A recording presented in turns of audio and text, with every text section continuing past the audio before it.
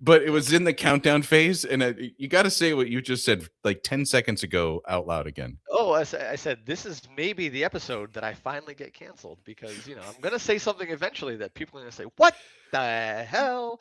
But I have strong opinions, and this is often a touchy subject. So let's see if I can do it. The rebel Brockbank here. And I got to ask before we even get started and like the pre-roll here, like, what is the goal with getting canceled? Why? Why you of all people? Why do you want to get canceled so bad, Matt? You're a good guy. No, no, it's not a want. It's just I. So funny thing. Um, a long time ago, I worked for a startup, and one of their core tenets was embracing conflict. And at Mm, first, I said, "What?" I said, "Why would you even want conflict to begin with? A good company doesn't even have conflict. What is embracing conflict?" I'm like, "That's stupid. That's what a waste of time." But then as I kind of matured and understood what that meant, it clicked. When there are uncomfortable situations, when there is, conflict, the best thing to do is just to face it head on and have those difficult conversations, okay. which I think is true of most relationships, most organizations, you know, companies, small businesses, groups of friends, what have you. Embrace conflict. So sometimes the stuff that we talk about is not always easy, and it is sometimes touchy. So in my opinion, it's best just to go right at it. Get Yeah. it out there. Get it We're out there. just going to rip the band-aid off of this one. That's And right. Rip the there's band-aid off. no better guy to get into a discussion on old people and young punks than Brother Matthew Brockbank. And I have to say this again before we really can get started. For 2 years now, you finished second in the as the most listened to second runner-up podcast guest of the year, and so congratulations on the number 2 slot for 2025. Maybe we can try a little harder here in 2026 for you, Matt.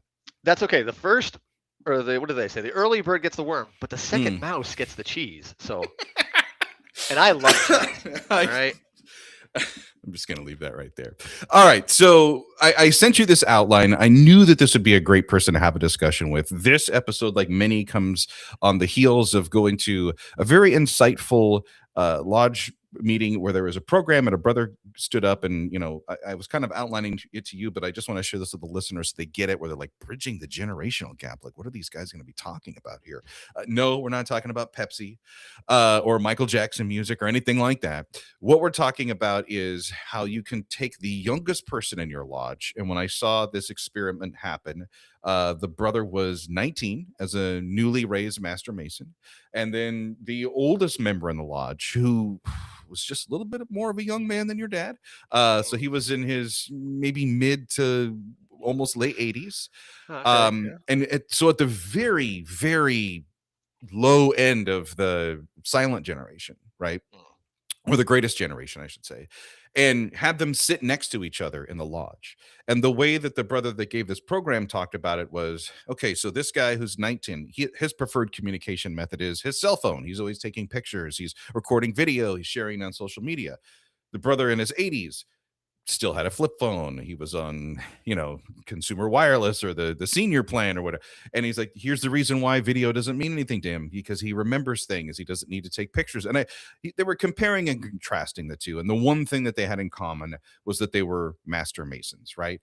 And then the question was, okay, so who or what is the bridge between these two generations? And it was all of you guys, you Gen Xers, you millennials, and potentially even some would say Gen Zers, in the like, you are all the people that are the creamy filling in this Oreo cookie. So there was a good feeling, and I felt like this call to duty as a close to being middle aged Freemason. But I'm curious, when it comes to lodges that you have visited, and we share the same home jurisdiction, what's your honest assessment of the age makeup of most Masonic lodges you've stepped foot in? Well, I've been to a good handful of lodges in upstate New York, one or two out of state, a couple in the city. I tend to see, and I know that this is not every lodge, but most of them, I want to say the median age is probably 60 something. Mm, And yeah, I mean, there are definitely, don't get me wrong, even in upstate New York, there are definitely younger lodges. I'm friends with a lot of guys at those younger lodges. They certainly are they have a different vibe, as the kids are saying, right? They definitely exist, and they're definitely out there, and they might be the future that we need in this craft to attract more people. But for the most part, right, generally speaking, right, if you had to pitch an advertisement of Freemasonry, it would probably come with somebody in their 50s or 60s. You know, that would hit, I think, most of our demographic. And I think that that's a pretty, not just honest assessment, but I think that's a valid piece of data. I think actually, in, if I'm not mistaken, the last time I saw the data from Grand Lodge, I think our median age is 55. Could be Mm. wrong about that. Don't quote me on it, but I think that might be correct. But yeah, Yeah, even here in the nation's capital, the Grand Lodge of the District of Columbia, it's same. When you go to lodge meetings, the demographic team tends to skew a little bit younger. You still have a few older guys in there, but what we're sure. seeing a lot now since like post COVID in a lot of communities, like the older brothers aren't going to lodge as much because they got out of the routine of it. There's the Yep. safety, there's the health and the hazard issues, or there's just the hey, they're older and they don't want to go because there's no reason to go. Just like a lot of the younger brothers don't want to go anymore. So that could be a problem. The other thing I would add on that, and we were talking about this a little bit before I hit the record button, is the idea that age is really just a number. I hate to say it, age is just a number, man. But there was a time when you and I were, yes, physically the young guys in the lodge, right? We Yep. were Oh eyed yeah. at as like a county fair prize because we came in there like, ooh, we can't Jeez. wait to get him in the line. Like, this is going to be great, right? No, we were, right? There was a reason why they were bringing us in because we were supposed to Yes. be the future of the lodge.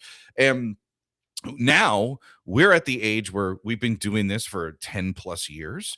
So we're kind of still physically young, but masonically old. But then that doesn't really matter because you'll have a guy who could be older than us, like a past master of St. John's that came in who within 3 years or 4 years became master of his lodge, but is it's closer to retirement age than you and I are. So there's also the Masonic age, I think, is something else that we have to consider when you look at the demographics of the lodge.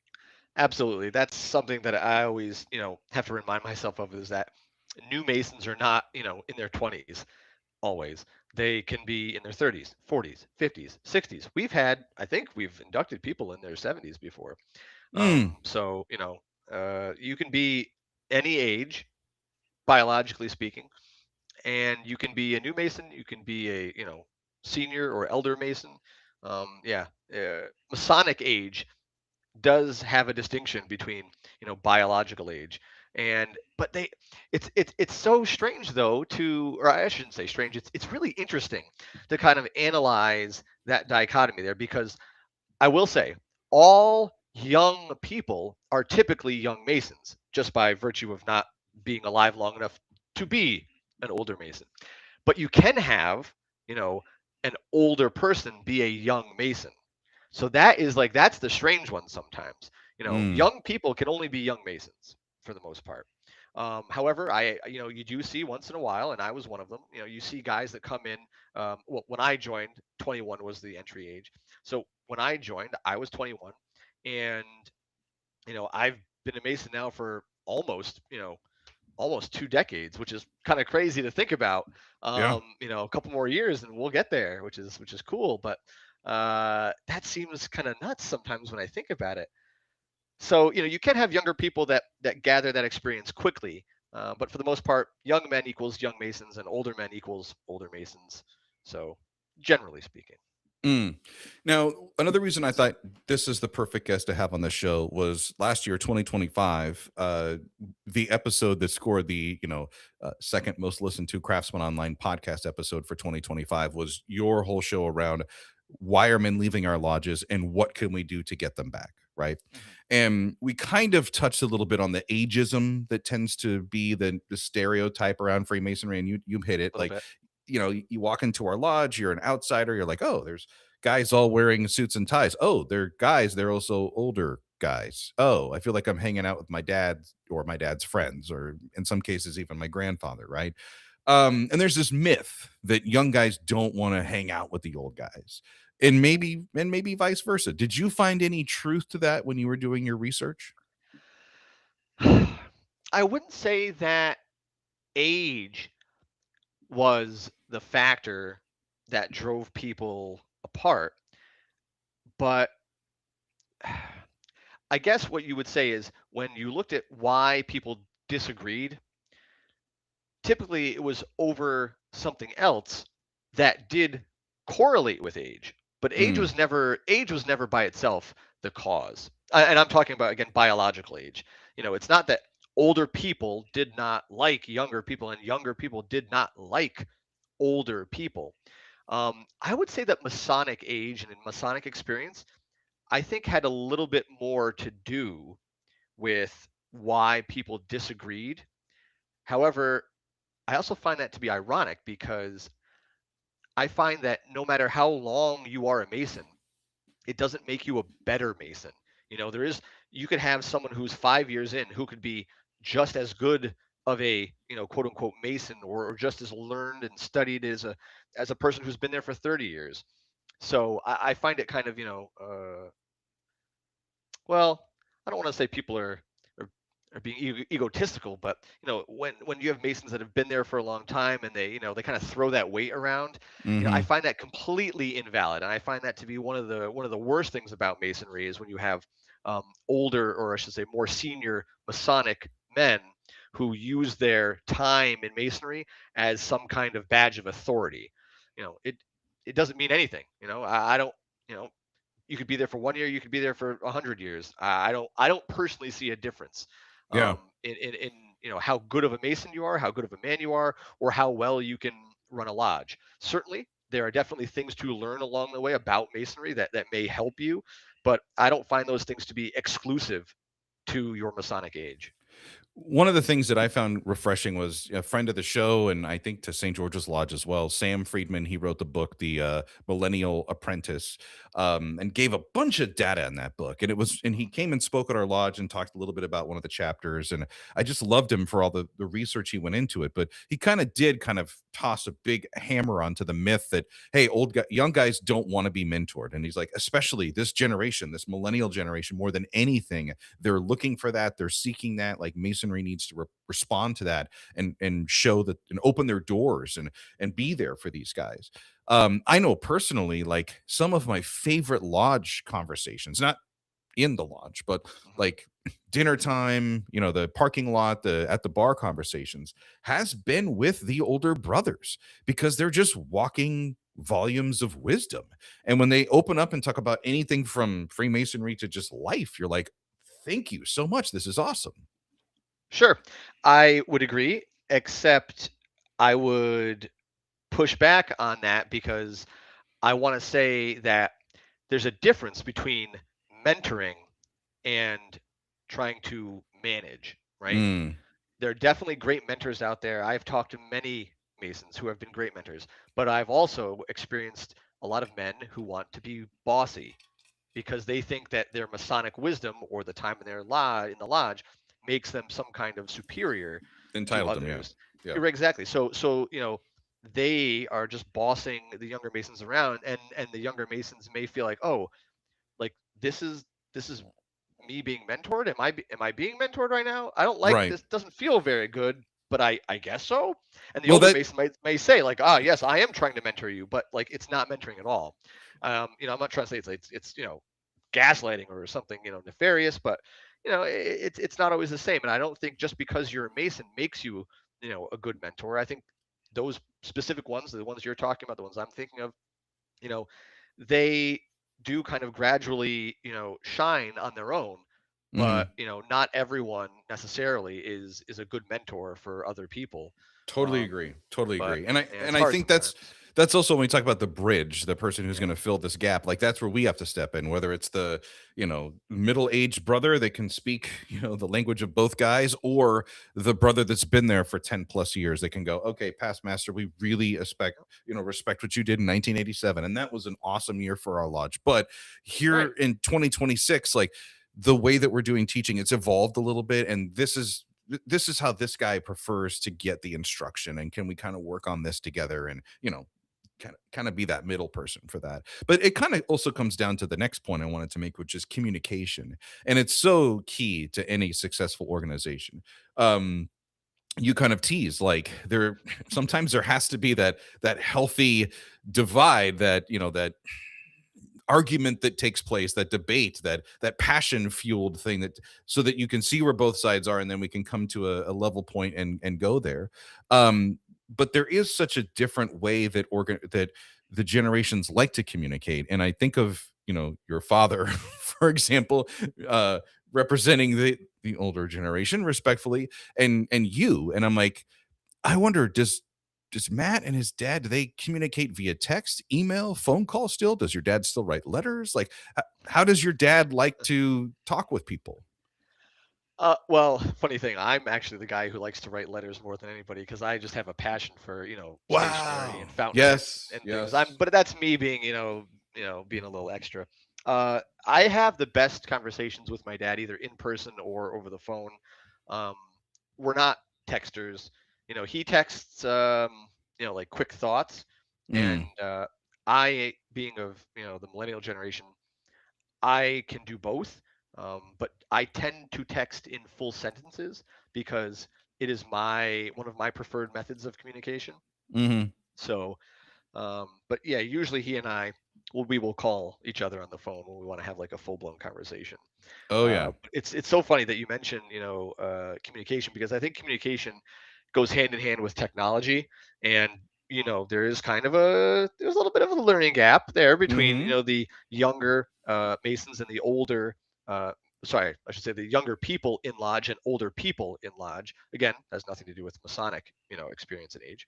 But the younger people in lodge typically do prefer a different mode of communication compared to the older folks. Although I will say, I have seen more older folks just straight up pull out their cell phone in the middle of lodge to punch in, the next date or something, and I'm like, look at you using Yeah. technology over here. Look at Yeah. it, it's so amazing. Wow, Oh, look my at favorite that. is when their cell phone goes off in the middle of lodge, and they're like, "Oh, Oh, God. it's like a bomb exploding!" Like, "Oh my god, let me put this out." It's like, "It's okay, it's okay. We know, we know." Yep. No, and You know who it is by their oh ringtone. You're yeah. like, oh, Well, it's that.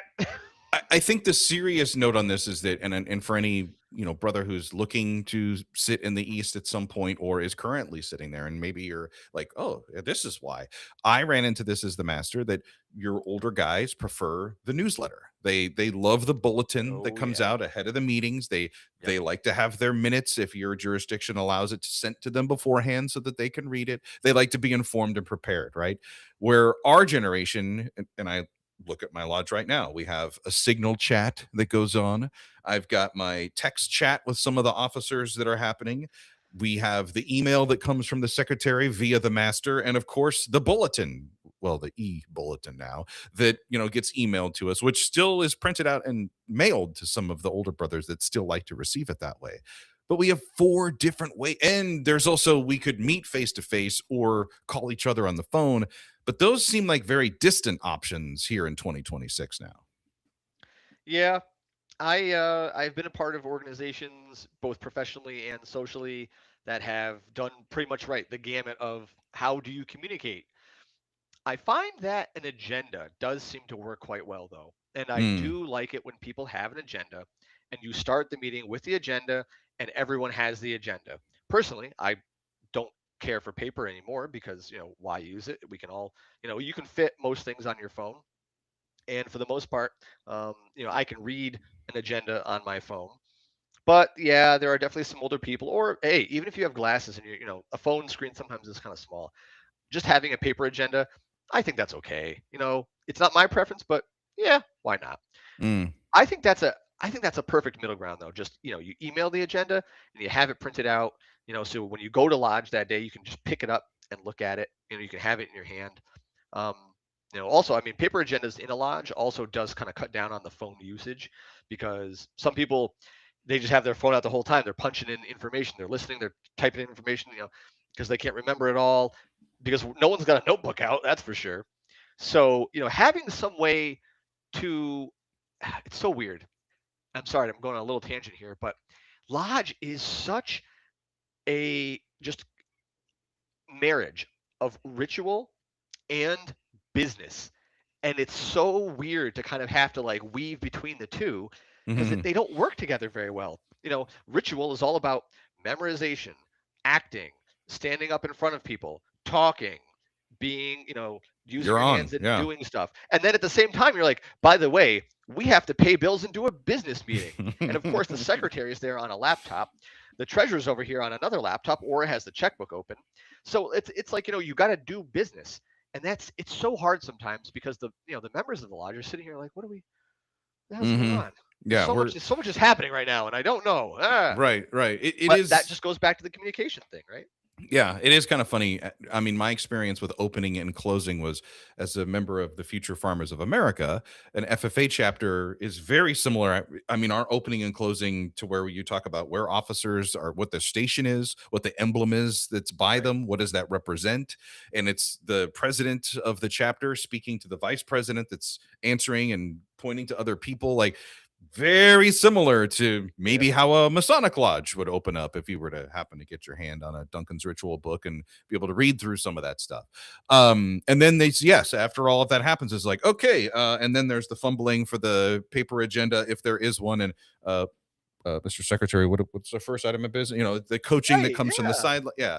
So yeah, there is that. And through all of this, I think you have, when it comes to the communication styles, my advice always, like on a leadership level to brothers, is like, I know this might be extremely unpopular, but if you have a major event or something that your lodge does routinely, now's a good time to take the older member who usually has taken the lead on this, or maybe not, over the years has kind of fallen out of it, and get them on that committee with the new guy or the younger guy. Get them together with the person who's the officer or the brother who's ultimately owns it, and by ownership, I mean is responsible and accountable for the success of this event. Um, as the chair of it, so that you're bringing in the perspectives. Everyone's learning through this, but everyone's getting to hear. And this is where you get the stories of like, oh, well, when we did this back in, and I hate to keep saying like 1987 or 1989 or the 1990s, because that's usually the perspective that some of the older members bring. And while we say it with a little bit of a smoke or a little bit of a joke and a smile, Freemasonry was also different in the communities back then than it is now in Very much. 2026. Yeah. There was more than just a sign that might be out by the highway or the interstate saying, welcome to town, and here's where the lodges are that meet. Like, they were more ingrained back then. And when we talk about getting back to our roots, like, we still have some of the trees from that forest in our lodges. Like, let's listen to them. Yeah. Masonry is becoming more and more, mysterious and unknown by the day. Yeah, You're right. absolutely. Absolutely. Yeah. We don't want to lose that wisdom. Uh, yeah, that's very hard. Do you find that there's a big difference in how the younger, uh, I guess I'll say the younger people in your lodge treat each other versus how they treat maybe some of the older people? I mean, like, is there like little cliques? Do they break off into groups? I mean, how do they interact with each other kind of normally, or do you have to kind of force that It's interaction? funny. Yeah, so I've seen, for the most part, there's always like a general level of respect, right? I Sure. think the Yeah. Freemasons, like, we That's always true. respect our older or our elder members. Um, the only time I've ever seen any kind of contention or challenge come up is usually in the business of the meeting. And it Hmm. usually is when it comes down to the financial aspects of the meeting. And I Yeah. think some Yeah. of that might be due in two folds. One is generationally, and I'm just speaking in broad terms, and these are my opinions and my alone. But sometimes the older generations have faced harder times than what younger people today have. And they tend to manage the lodge finances like they would their own. So when you say, oh, hey, this Okay. dinner that we want to have for X number of people, it's going to cost, I'll just throw a number out, $5,000. To a member that's a little bit older, maybe on a fixed income at that retirement age, Yep. the idea of spending $5,000 to them might shoot up some red flags. And their first question is like, well, the lodge has got to pay for it. Does the lodge have the money? Hopefully the lodge does. And if it does have the money, then the answer shouldn't be, hey, the lodge has got the money, don't worry about it. It's like, well, what's the concern here? Well, if you just throw out a free dinner for people aren't going to appreciate going. Like, maybe we could pay for Oh. the guests, the things like and these are all like older style etiquette, and Hmm. kind of thinking of my dad and my grandparents, like, this is how they thought about things, where the younger people are like, oh, it's $3,000, no problem, we've got X number in the bank, man, we're good. And it's like, well, is that really what the intent of that money was for? We call it, supposed to be for brotherhood and relief and charity, and us going to a fancy dinner doesn't really do that. I mean, you can make the argument, and I have seen, to answer your question, like this is when a, hey, we want to do a dinner can turn into the dominant part of the meeting discussion that night, and you Wow. hear all of these different perspectives, and you're No, I like, get that. yeah, it's very interesting. And so on a leadership level, you want to make sure that, even though the master does have the gavel of authority and can somehow navigate things to an outcome that they're seeking, but you also want to respect the views of the minority, even though it is kind of a democratic moment there, in little d, not big D, when it does come to the rights of the majority, saying, hey, we're going to vote for this, it came to this vote, you had your opportunity. But hey, as this brother pointed out, so for example, my lodge in DC, our 50-year member, he was our treasurer, Hmm. and he was a member of the lodge when we didn't have a great endowment that we do have now. They were not investing the way that Masonic lodges tend to invest now with these portfolios, and they didn't have that. They really relied on dues and people making donations to the lodge. That doesn't happen now in 2026. So when we would do things, and I could hear the cringing and his pen's cap snapping when I would go to gavel and say, okay, well, we're going to pay for this, and it's 2,000. Oh my gosh, we just paid for a dinner that's $2,000. It's like, and I would go to him before or after the lodge and hear his concerns and be like, okay, well, let's see if we can bring this down a little bit. I understand what you're saying. Let's do this. Let's do that. So that's really the only time that I've ever kind of run into it. But again, I think Right. if we live by the, harmony in the lodge and everybody trying to work together and there being no contention and all the things that we talk about, you can work through those. It's when it becomes a problem when you blatantly do everything you can to bypass these people's opinions. You don't value them. And then, even worse, when you try to navigate things behind them so that they don't see all of this, and it just surprises them. And nobody in any situation would like that, especially a Masonic brother. Yep. Unfortunately, I have seen that exact thing, and that sucks, for real. Um, and I do find that some of the younger members do tend to kind of gravitate together in their own little cliques, and the older members kind of gravitate to their little cliques. Oh, yeah. Yep. Especially people who are similar in biological age, or sometimes similar in terms of Masonic age. Like if they came together, like if they came up in a class together and they're relatively the same age typically.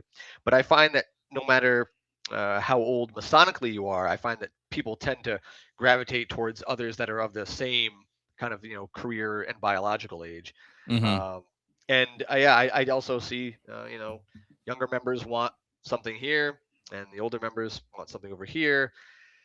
Yeah, you have this big issue. I don't, and it is typically, you're right, it is about money, Yeah. Well, and the older another folks want to keep it. I don't know. well, they understand, and that's the thing that I appreciate with them.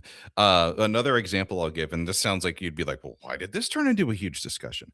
My lodge in DC, our lodge officer aprons were just turning into tatters. They were just Sure. embarrassing. They were literally falling apart. The jewels, you'd move a certain way, it's like ding, ding, ding, ding, there it would go. It's like, we need to replace these things. It's like, okay, well, let's set some money aside. Okay, I'm gonna put 3,000 is $3,000 as a budget. I'm gonna put a committee in charge here. Like, I don't know what the going rate for a Masonic apron is or a jewel is, and all these other, but let's just put some money in there. If we don't, okay. So again, our 50-year member was very litigious as his approach, and he was like, okay, is this the best price? Have you done comparison shopping? It's like, oh, okay. You'd be surprised how many Masonic retailers are out there. We used to have one here that sponsored this podcast. Then his next question was, do you know if the dimensions of that apron are the right dimensions for our Grand Lodge? And I'm like, you know what? I never even thought about that. Like, is Yeah. there the apron has to be, is this like in football where your equipment has to be in a regulation size? I don't know. Right. Let me, Regulation size apron and jewel. Yeah. but here's the thing, Uh, like all of these questions he was asking, so I'm like, I'm so glad you asked this question before I think it eventually cost about $900 to get new aprons and all this stuff. Before we dropped that amount of money and had it personalized on the back with like what we could and couldn't put on these things so that everybody felt comfortable, because this was an investment that we weren't going to come back and do next year. Hopefully these aprons last 10-15 years until the next guy has to do it. And the moral of the story is we have the money in our account to buy them again if we need to, because we haven't gone out on skiing trips or, expensive whiskey bottle tastings or just other things that really don't kind of fall into what the mission is of Freemasonry and how we should be charitable and come to the relief of others. I see your moral, and I raise you an Ed Moso nugget of gold. Yes.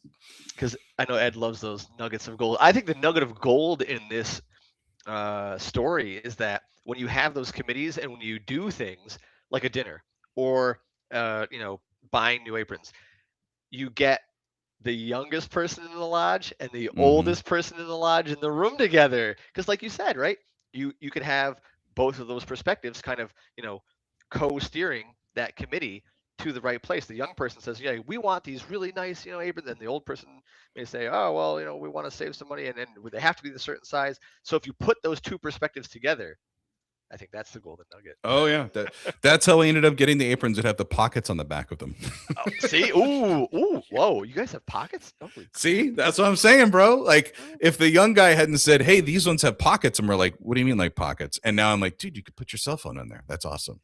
Right, just anything, just Yes. Yeah, it's really cool.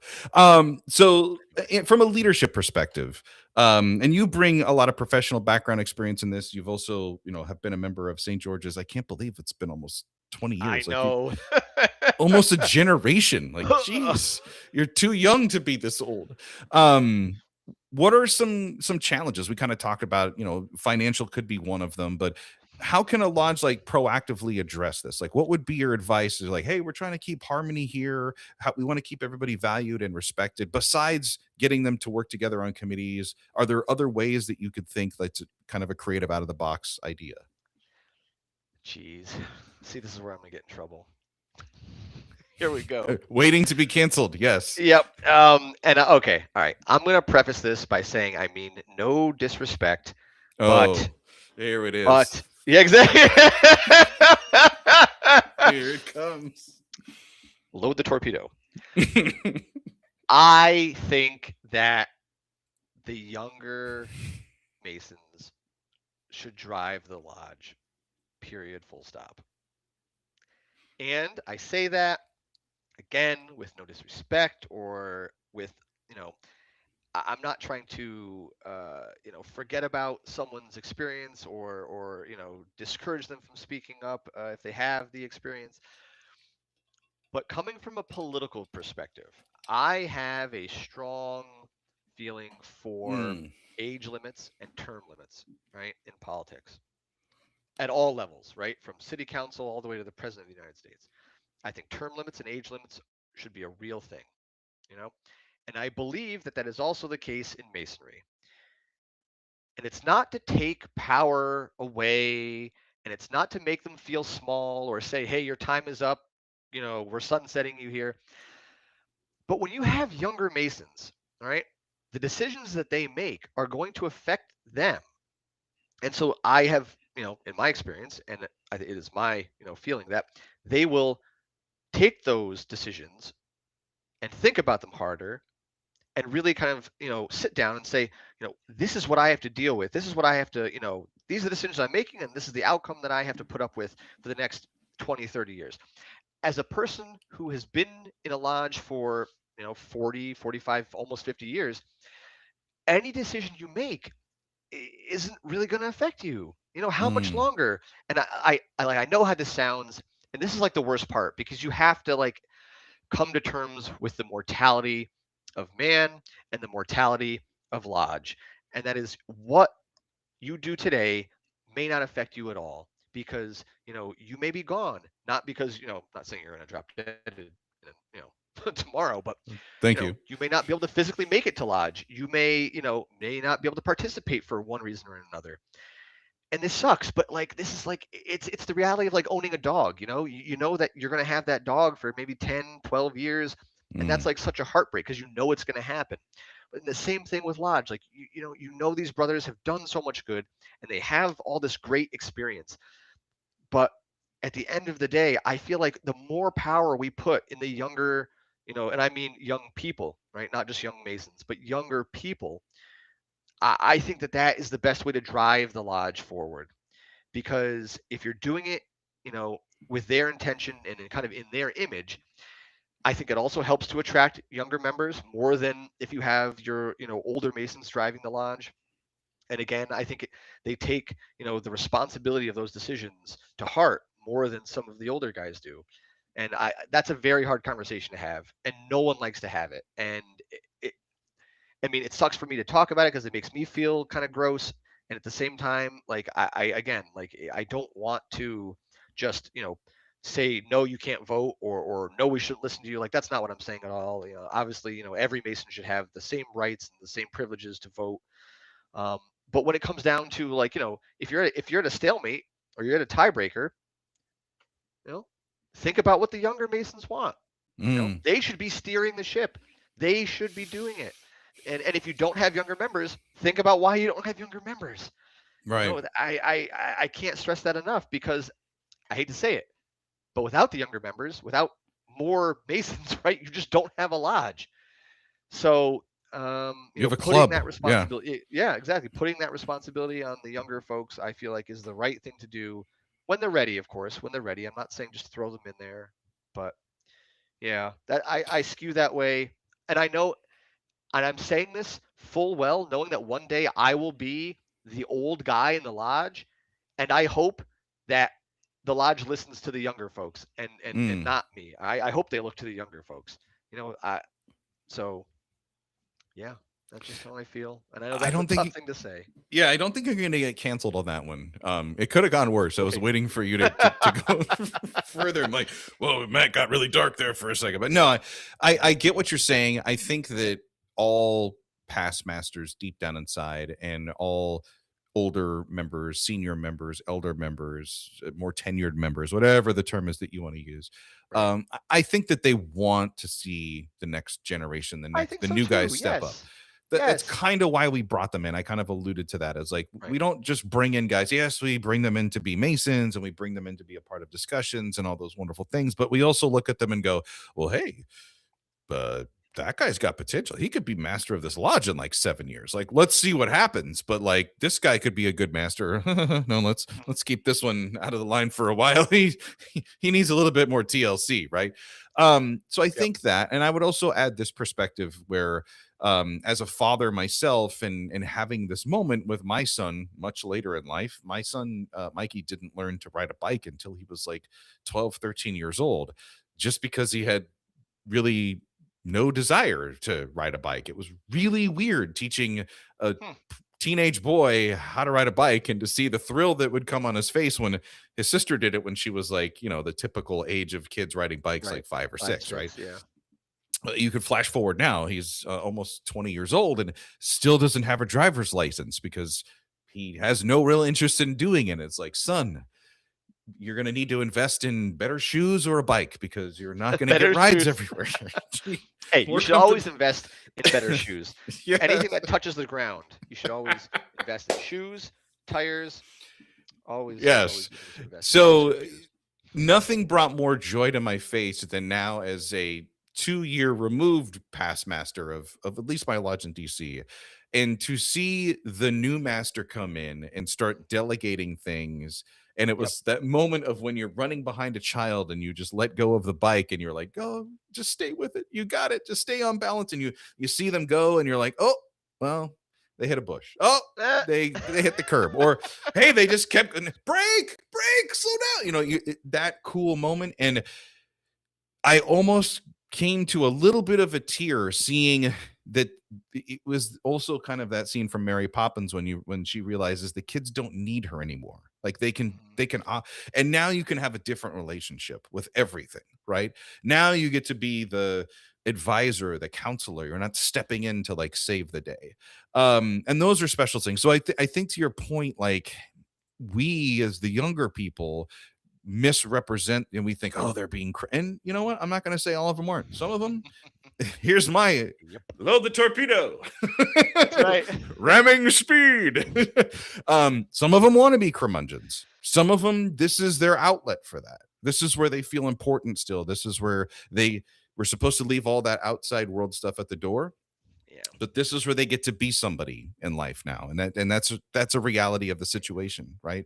But not I'm all of glad you them. said that. I'm glad you said that because, you're talking like the way you explain it, yes, the older Masons, they're happy that the younger Masons are stepping up. In a perfect world, that is good, and you seem to speak from an experience of having those good leaders around.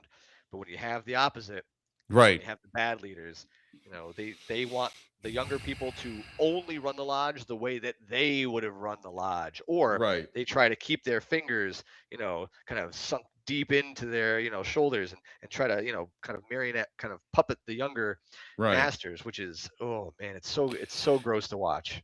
Well, I look at that as a really bad green algae ridden pool. And Yep. what's stronger than chlorine? Shock. And sometimes that's what you got to drop in a lodge situation like that. Yeah.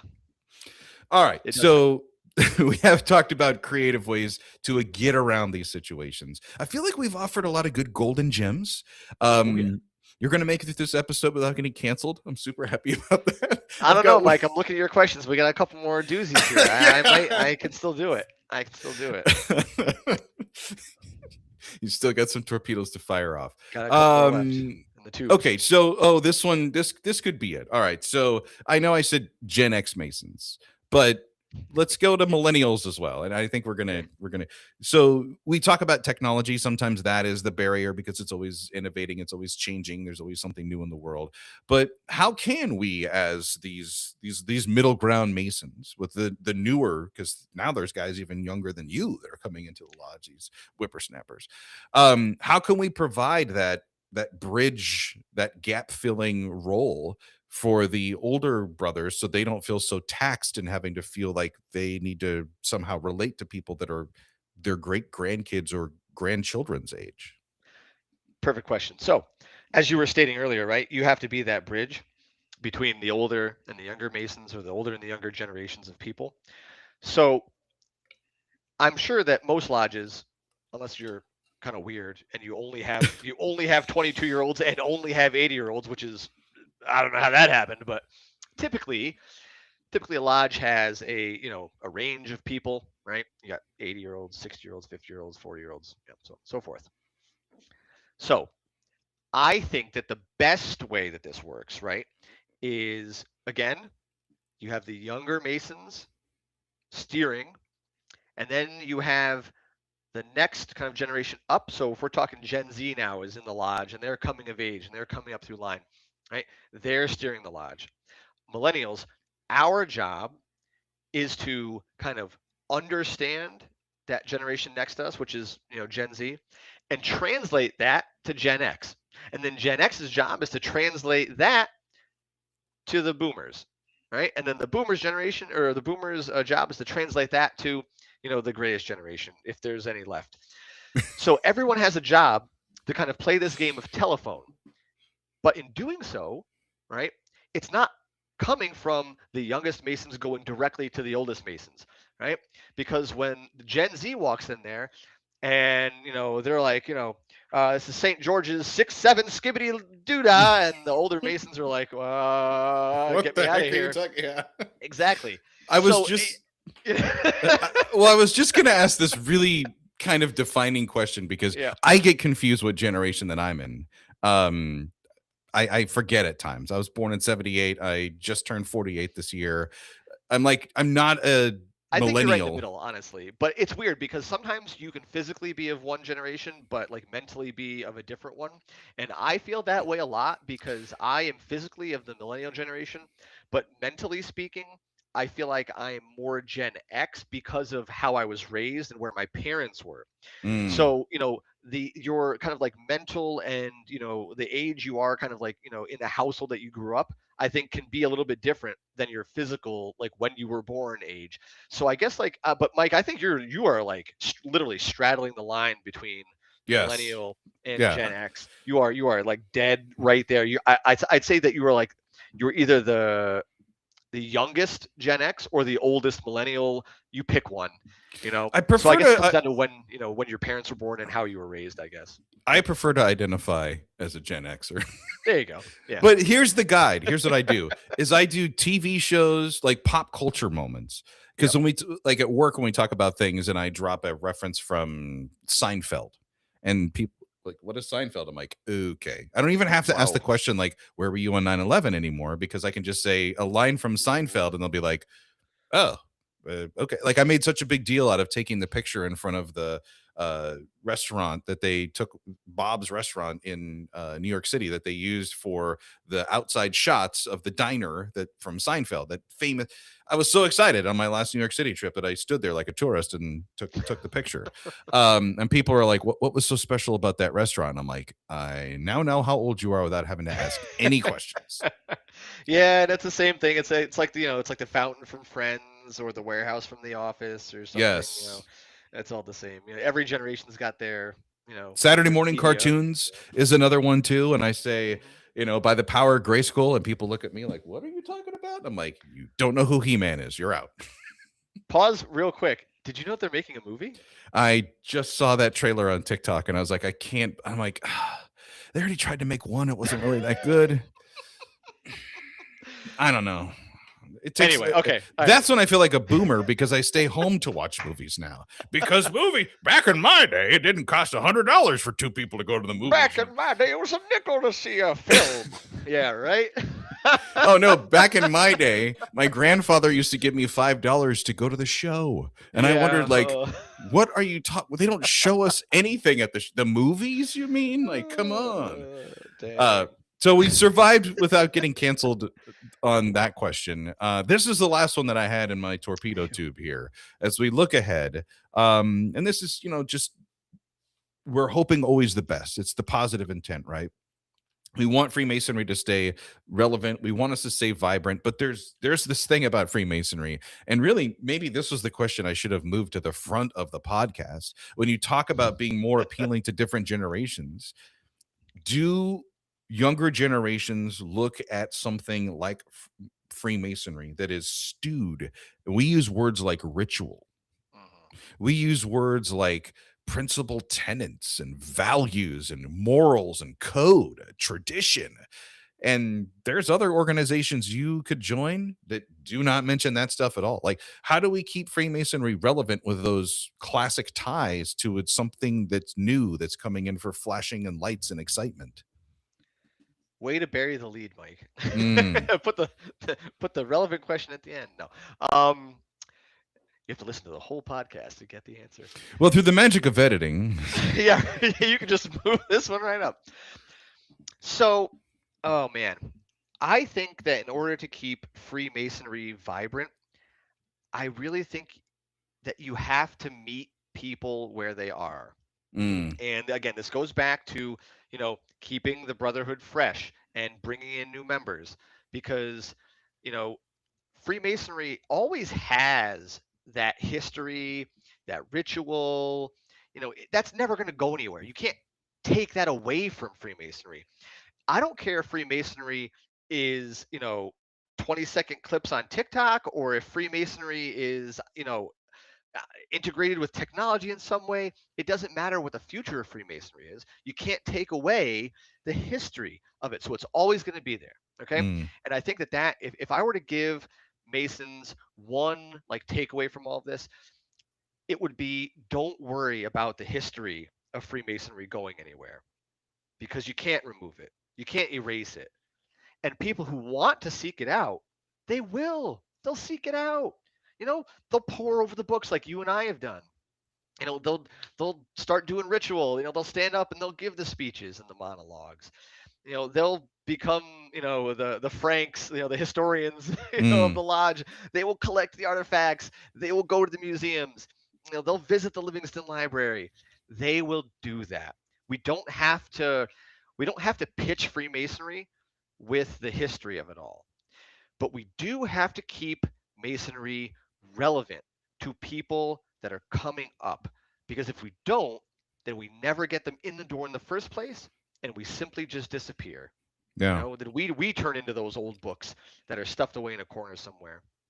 And if you think that that's not the case, I would tell people to look at other societies, other groups, other organizations that have come and gone, and they were, popular, and now they're no more. So if Freemasonry wants to keep itself relevant, they have to meet people where they're at. And that Mm. means, and this may, I'm going to ruffle some feathers. Ready? This is where we're going to get canceled. Freemasonry has to become part of the metaverse. No, I'm just kidding. Mm. I wouldn't recommend the metaverse, but Freemasonry has to embrace technology. It has to become digital. It has to become something that this next generation cares about. And what do I mean by that? So, yeah, when we're talking about communication, like earlier, I communicate with some brothers in certain lodges over Discord. Right? It's basically a virtual lodge room. It really could be if you really wanted it to be. Freemasonry has to embrace the new technology, and that means, maybe augmented reality. Maybe we're all in lodge rooms, from our computers. I don't know if that'll be the case or not, but that is where it has to go, and that doesn't Yeah. mean it's a bad thing. And that also means, by the way, Freemasonry. Hey, Grand Lodges, I don't care what state you're in, you got to get yourself a TikTok account. You got to get yourself, a Blue Sky account, an Instagram. I gotta say, you gotta do it because you can't even rely on like local newspapers to pick up stories about you anymore because Right. local newspapers are kind of going away and they're almost online. You have to have a social media presence. You have to embrace technology. If you don't do it, well, I'm sorry, then I think you're just, kind of waiting out your time in the, kind of metaphorical uh, nursing home that is lodges that do not want to conform. And I don't mean conform as a threat or an aggressive, do this or die kind of thing, but um, yeah, again, it's just meeting people where they are. Yeah. Simple as that. Yeah, I think the augmented reality, the virtual reality, that kind of scares some folks. Sure. But I'll tell you what, it's really interesting on I watch a lot of TikTok and Instagram as well. And I was just thinking of the TikTok videos, at the end of the year when there's always the celebrities that passed away and they were doing the memorials of them, like Ronald Reagan. I think Reagan was one of them. I know he didn't pass away this year, but they were using all these famous people of when they were babies, and it was so weird to see AI being able to like morph the pictures that the person was still there. Or you'll see actors from movies when they sitting next to the younger version of themselves, but that person passed away in 1987 or whatever. It's just so weird to see that. And I just thought about it and I was just like, how is using AI for storytelling different than, and if you don't do it in your jurisdiction or in your lodge at certain parts of the degrees, then I'm just going to go to the Scottish Rite because I know the York Rite does it as well. But some of the degree work involves costumes at a certain point, right? To what? To tell the stories, to perform, to entertain, to put the degree on. How is that different than if I actually took, Matt and made a AI version of him and created, when you give could you imagine plugging in historical lecture Matt to AI version of you to come in and do that on a screen someday for candidates? Hologram Matt. I would not even a screen. Hologram Matt just starts walking around. When I start talking about the different things in my lecture, boom, they just pop into my hand. I can just do it. That Yeah. honestly, Mike, I would be all for that. That would be Now, great. the one person that would have a problem with that is your dad, because how is he going to give you notes or corrections? Exactly. He would. Well, it would be perfect. So there would be no notes. It would just be perfect.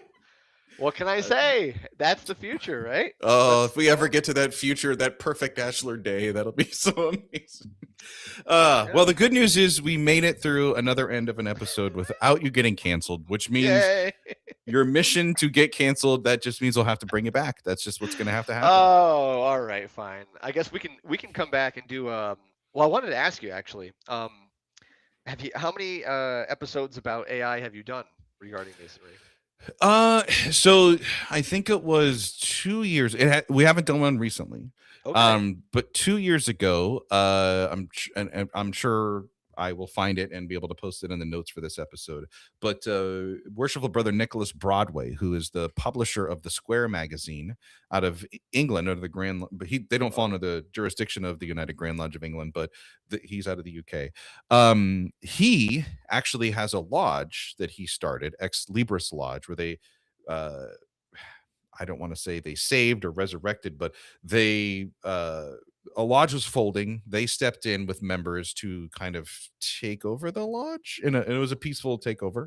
Um, and then they've changed that to a lodge of research through using technology, and the goal for them is to actually be able to have a VR lodge, yeah, and do degrees that way. And they're working on tokens and passports, like digital stuff, to where you could validate being a Mason, to where it's like, Ready Player One style of Masonry, where you put on a headset and you're going to learn about King Solomon's temple, and guess what, you're on the ground floor, and here comes hologram Matt to talk. Yeah. And yeah, you could get over language barriers, because you could just instantly and I was like, dude, this is amazing. So that was about 2 years ago. The problem with his lodge is they meet quarterly. So they're only meeting 4 times a year. So it's taking them a while. But they have launched what's called the Ex Libris Academy, which anyone who listens to this podcast can be a member of. You don't have to be a Mason. And it's just to do research on Freemasonry or Masonic topics. But again, even people that are members of irregular lodges can be a part of this, because we're not having Masonic intercourse. We're just doing research on the same things and sharing papers and stuff without having to talk about any of the secrets and all that other fantastic stuff. But yeah, as far as like other practical uses for technology and lodges outside of like, hey, we need a social media thing, we need this or that, would love to have that conversation. And I know you'd be a cool guy to have that with, because I know my Albany bros, and there's a lot of UIT guys that are Masons, which is, not stereotyping. No, there are. Yeah. Me and Ed we're at last we're driving the train here. Yeah. Well, so one of the recent things that I've been doing. So after the election back in November, um, I got more involved with PEF, our labor union, and so I am currently the treasurer of Division 357, which encompasses all of ITS across the state, and that's 3,500 members. But then, more importantly, I am also the chairperson of the Artificial Intelligence Member Impact Committee for PEF. And I'm having a blast being the chairman of that committee, because we are talking about all kinds of cool things. And, this isn't just like a, hey, let's talk about AI and, what's a cool chatbot, but we are actually advising PEF and other labor unions and New York State legislators on AI policy. So we are really kind of like, getting our hands dirty, and we are the kind of, last line of defense, because these legislators, they're having these assembly meetings. They're like, we don't know what to do about AI. We need to talk to experts. You. Yeah. So I'm like, okay. Me? Anyway, yeah. So my thought was like, what if we could program an AI to like be Hiram Abiff, and then we start asking him questions. Oh man, yes, like, how crazy would that be? So, or we do something like that. I don't know. I'm spitballing. But no, dude, it's so funny you say that, because in my professional setting, I work closely with our chief technology officer of our division, and he's a big proponent of AI, and he always says this. He's like, treat AI as your virtual assistant, and instead of just dumping stuff into it, imagine being able to have a conversation with your data, and that's how you should be approaching AI. That is what I would love to do, which we'd have to find an internal way, which there's ways to set up internal AI, which I know people are like, no, people from the outside could get. But to your point, yes, imagine if we took our ritual and other key Masonic documents, dumped them into an AI, and then we could actually have a conversation with our ritual about the deeper meanings of things. Mind blown, dude. That would be awesome. That's what I mean. So even just I think that's a great tease for a future episode right there. I think so too. Honestly, just like surface level, just read it, our ritual, and say like, what do you think about this? Like, what do you think this means? Even if we just use the generic AI and say like, what do you think this ritual means? Just to see what it says and see how it interprets our ritual. But then also like, the deeper and the more kind of intensive use would be to like kind of to make the AI role play or think that it is like Yes. Hiram Abiff. Like, oh, that would be And so cool. here's the hook to keep everybody happy, Right. that you treat your lodge as a skiff. So the only way that you could access this AI component would be on a computer that's in your lodge, forcing you then thus to be in a sacred safe space. Yes, and honestly, in your and you know this as I'm sure, right? And I get that criticism a lot is that like, oh, the AI is gonna take all the data, it's gonna send it to China or something. I'm like, no, no, no. And you're right, right? You can keep an AI on a local machine. You can unplug the freaking modem. You don't need to have it plugged in at all. Mm-hmm. It might run a lot slower because you don't have, quintillion terabytes of, processing power. Like obviously, we're not Microsoft or Google. Like I get that. We But have our yeah, you limits. could host an AI chatbot on a local machine. You don't need to plug it into the internet at all ever. So it is very possible. It is very secure if we wanted to do that. Um, it would take a lot of work to kind of set that up, but I think it would be fun. I think it would be fun to do. So Nice. just a thought, and I just want to see where you're at with that, and like kind Dude, of we got to book it. We got to get you pick your back and we brain. got to do it. I like that. Okay, don't put it on the calendar just yet because I'd have to find a way to like really make it work. And find a honestly, I think we'd have to we have to find a machine that would run it. Because you do need you need a little bit of horsepower. You can't run this thing on, on like the average old laptop here. Right.